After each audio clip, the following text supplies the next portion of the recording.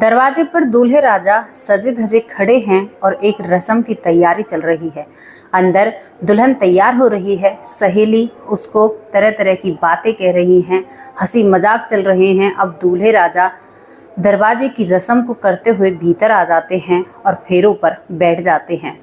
फेरों पर दुल्हन से पहले दूल्हे बैठते हैं तो यहाँ पर पंडित जी अपने मंत्र बोलने लगते हैं और कहते हैं दुल्हन को जल्द से जल्द मंडप पर लाया जाए। दुल्हन की बहन जो बड़ी होती है वो कहती है कि पंडित जी थोड़ा सा वक्त दीजिए, अभी मैं दुल्हन को फेरों पर लाती हूँ। बहन छोटी बहन के पास पहुँचती है लेकिन वहाँ पर छोटी बहन नहीं मिलती।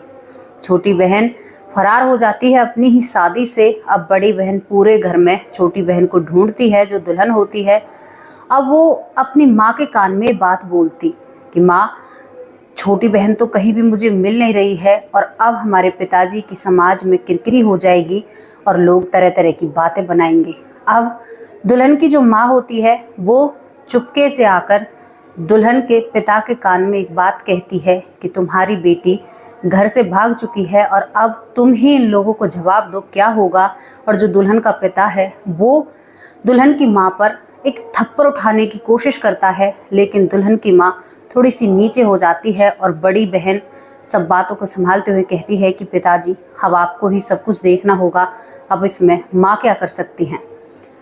दोस्तों, ये बात जब दूल्हे वाले के परिवार को पता चलती है तो दूल्हे वाले के परिवार एकदम से गर्म हो उठते हैं और कहते हैं कि अगर चौधरी साहब ऐसी ही कोई बात थी तो पहले बोल देते, कम से कम हमारा पैसा और वक्त और हमारी इज्जत मान मर्यादा मिट्टी में तो नहीं मिलती। लेकिन उस लड़की का पिता नजरें नीचे झुकाए खड़ा होता है और हाथ जोड़कर खड़ा हो जाता है मंडप पर ही, और यहाँ से बारात वापस लौट जाती है। लेकिन जो दूल्हा है वो थोड़ा सा हैरान है, क्योंकि शादी से पहले वो दुल्हन से बात किया करता तो कोई भी बात उसके कानों में ऐसी नहीं पड़ती है कि उसकी दुल्हन उसे पसंद नहीं करती या उस शादी से वो लड़की नाखुश है। तो दोस्तों, क्यों एक लड़की ने लड़के को धोखा दिया और क्यों उसके साथ वो ऐसा कर गई कि समाज में उस लड़के के ऊपर एक उपहास सा बन जाता है और लड़की के पिता को चार बातें सुननी पड़ती हैं। यहाँ पर वो लड़का भी आगे चल के ऐसा बदला उस लड़की से लेता है कि सारी बुराई और सब कुछ खत्म हो जाता है और लड़का इस कहानी में जीत पर होता है। तो दोस्तों, क्या कहानी थी, क्या किस्सा था, आगे चलकर सुनाते हैं आपको। ऐसी बातें अक्सर हमारे आसपास देखने को मिलती हैं। कहानी एक सत्येंद्र नाम की लड़की की होती है। सत्येंद्र नाम का लड़का एक मिडिल क्लास फैमिली से है। घर में ज़्यादा ऐसा पैसा खास भी नहीं है तो इतना कम भी नहीं है जो परेशानी उसको देखनी पड़ रही हो, और यहाँ पर बहुत अच्छे से उनका परिवार चल रहा है। लड़का पढ़ने में होशियार, पढ़ने लिखने में और दिखने में भी बहुत सुंदर और खूबसूरत होता है। अब दोस्तों, लड़के के परिवार वाले चाहते हैं कि बेटा नौकरी लगने से पहले शादी कर ले, क्योंकि लड़के के माँ के सपने होते हैं। तो लड़का यहाँ पर कुछ सरकारी नौकरी के लिए अप्लाई कर रहा है, मेहनत कर रहा है, लेकिन घर वाले कहते हैं कि नहीं बेटा, पहले तुम शादी कर लो, उसके बाद तो नौकरी लग ही जाएगी। वो लड़का सत्येंद्र अपने माँ बाप के कहने पर राजी हो जाता है और सत्येंद्र का एक मामा होता है दूर का, वही उसके लिए एक रिश्ता लेकर आता है। रिश्ता पास ही में होता है। तो रिश्ता एक रोमा नाम की लड़की से बातें चलती हैं और ये सत्येंद्र का जो पूरा परिवार है तैयार होकर एक बताई हुई फिक्स जगह पर पहुंच जाते हैं। ना ही तो सत्येंद्र के घर आते हैं और ना ही रोमा के घर जाते हैं, बीच की कोई जगह ढूंढी जाती है और वहाँ पर लड़की लड़का को मिलाया जाता है। दोस्तों, दोनों परिवार एक दूसरे से बात करते हैं। बात करने के बाद जो लड़की और लड़का होते हैं उन्हें भी अकेले में कुछ वक्त दिया जाता है एक दूसरे के बारे में जानने का, और यहाँ पर लड़की को लड़का और लड़का को लड़की पसंद आ जाती है। दोनों ही अपने नंबर बदल लेते हैं और दोनों कहते हैं कि शाम को तुम मुझसे बात करना या शाम को तुम मुझसे बात कर सकती हो। दोस्तों, लड़की लड़का कह देते हैं कि हमें रिश्ता मंजूर है। तो घर वाले खुश हो जाते हैं, आपस में मिठाइयाँ खिलाई जाती हैं और ये रिश्ता पक्का कर दिया जाता है। फिक्स एक मुहूर्त निकलवा कर एक तारीख रख दी जाती है। उसी तारीख के तहत ये लड़का, अब सुबह हो गई है और तैयार होता है, नहा धोकर इसके दोस्त आ जाते हैं और भाई पूरा खुशी का माहौल हो जाता है। लड़का दूल्हा बनकर रेडी हो जाता है, घुड़चड़ी होती है, दूल्हा निकल पड़ता है अपनी दुल्हनिया को लेने और वहाँ पर ये बारोटी की रस्म पर पहुँच जाता है। द्वार छुआई जो रस्म होती है उसे करने के बाद दूल्हा फेरों पर बैठ जाता है। फेरों पर दोस्तों इसकी सालियां इससे मजाक कर रही हैं। बड़ी साली है शादीशुदा और छोटी वाली से इसकी शादी हो रही है। अब पंडित जी जब मंत्रों का उच्चारण कर रहे हैं तो उसके बाद दुल्हन को आना था, तो पंडित जी कहते हैं जल्दी सी बिटिया को फेरों पर लाइए। तो जो दूल्हे की बड़ी साली है, दुल्हन की बहन है, वो पहुंच जाती है अपनी छोटी बहन के कमरे में। जब वहां पर जाकर देखती है तो जहां पर उसकी छोटी बहन बैठी हुई थी वो वहां पर नहीं थी। बड़ी बहन घबरा उठती है और उसका जी घबराने लगता है कि ये क्या हो रहा है। और बड़ी बहन पूरे घर में अपनी बहन को तलाशती है, लेकिन कहीं पर भी छोटी बहन नहीं मिलती है जो रोमा होती है।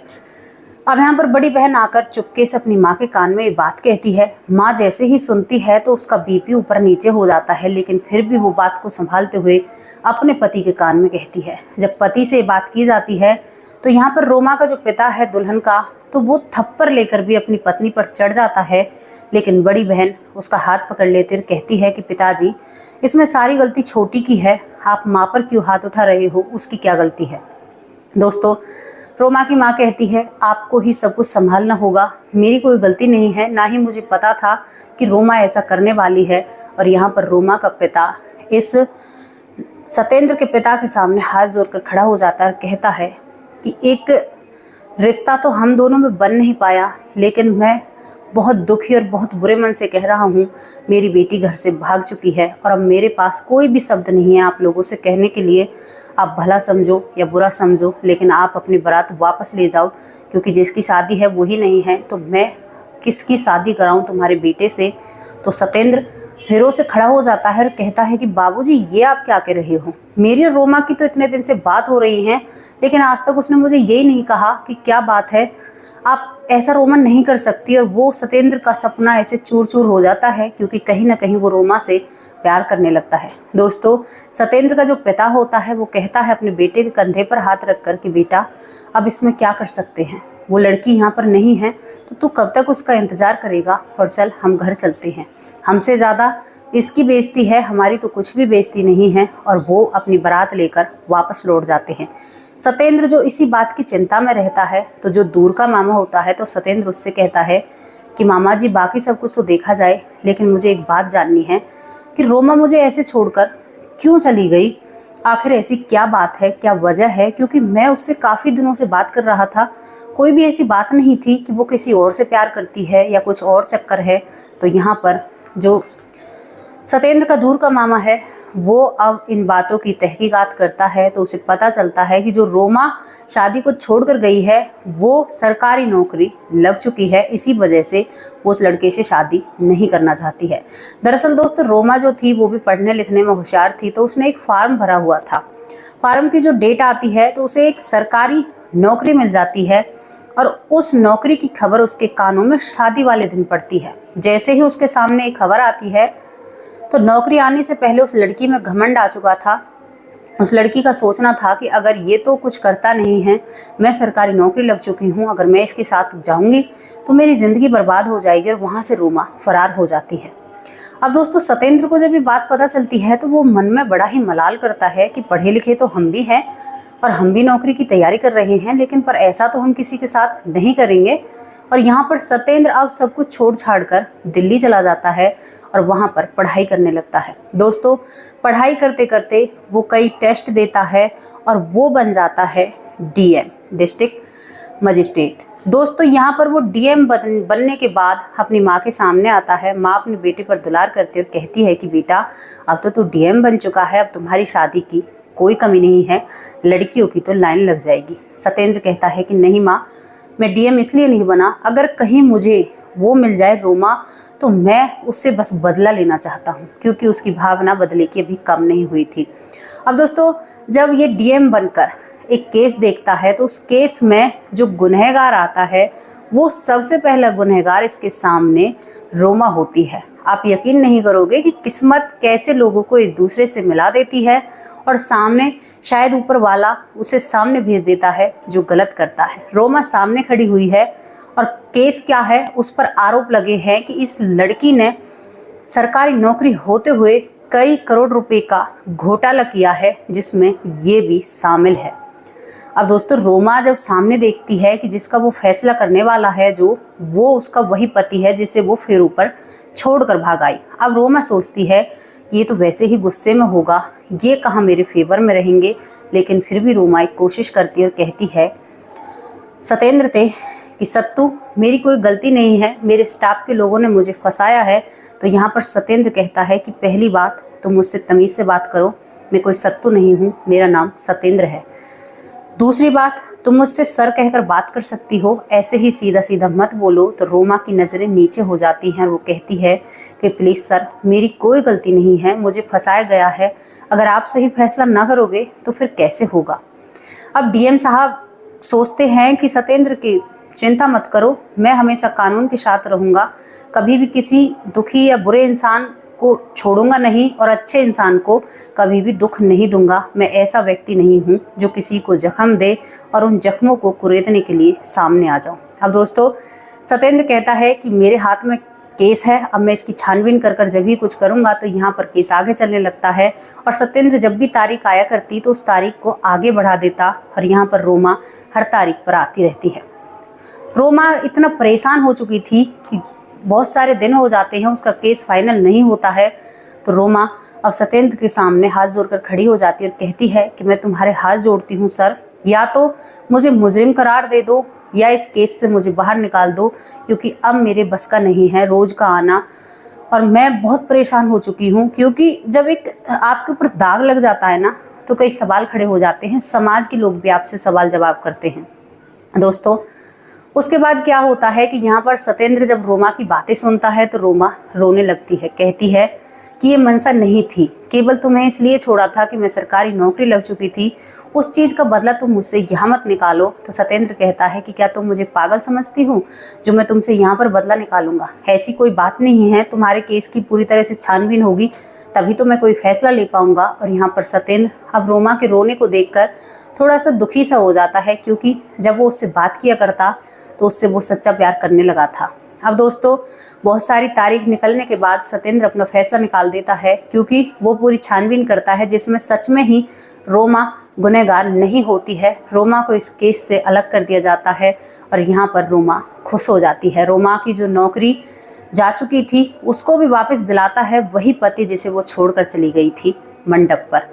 अब रोमा को नौकरी मिल जाती है तो वो और भी खुश हो जाती है और अब वो सतेंद्र से प्यार करने लगती है।